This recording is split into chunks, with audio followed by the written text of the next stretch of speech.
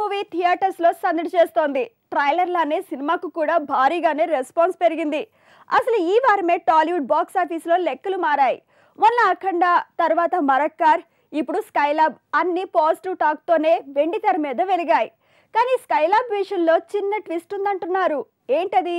Just watch it. నిత్య మీననే నిర్మాతగా మారి తీసిన మూవీ స్కైలాబ్. సత్యదేవ్, రాహుల్ రామకృష్ణ, నిత్య మీనన్ కాంబినేషన్ లో విశ్వక్ ఖండేరావు తీసిన స్కైలాబ్ థియేటర్స్ లో సందడి చేస్తోంది. 1971 పీరియాడిక్ కిక్కిస్తోంది.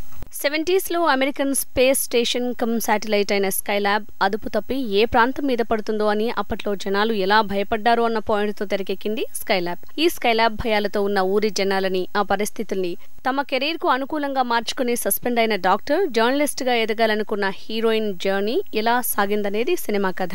నిత్య మీనన్, సత్యదేవ్, రాహుల్ రామకృష్ణ వాళ్ల పాత్రల్లో పాతుకుపోయారు. మేకింగ్ తో డైరెక్టర్ విశ్వక్ ఆకట్టుకుంటే ప్రొడక్షన్ వాల్యూస్ సినిమాని మరో స్థాయికి తీసుకువెళ్లాయి.